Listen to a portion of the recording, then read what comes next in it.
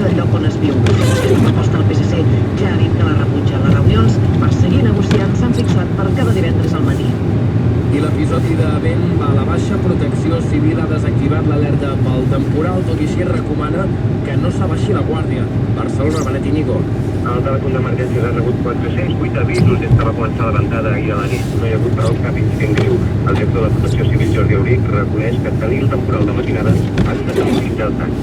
El fet que aquest vent també no hagi estat extrem, evidentment, i sumat al fet que es derivat també, evidentment, doncs ha ajudat a que els incidents no fossin majors.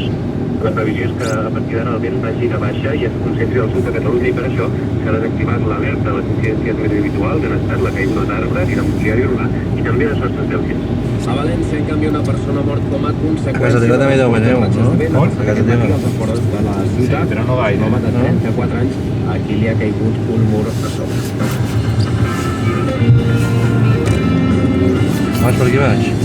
Ara els esports amb la Gemma Montero. L'Espanyol jugarà a les semifinals de Copa contra l'Atlètic Club de Bilbao després de superar la global de l'eliminatòria al Sevilla. L'Espanyol va perdre ahir a Pizjuán per 1-0. El partit d'anada serà l'11 de febrer a les 10 de la nit. Joan Collet, enlluat de gestió de Sergio González en els últims partits, i ha dit que no... Feia dies que no veiem una nevada així aquí. No, cap manera, no.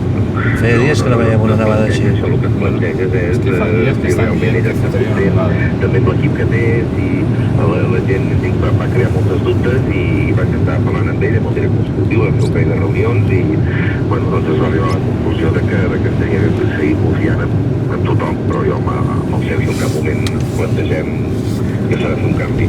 El president blanquiblau aplaudia una final contra el Barça i ha dit que el traspàs d'Eric Bailly al Villarreal ha estat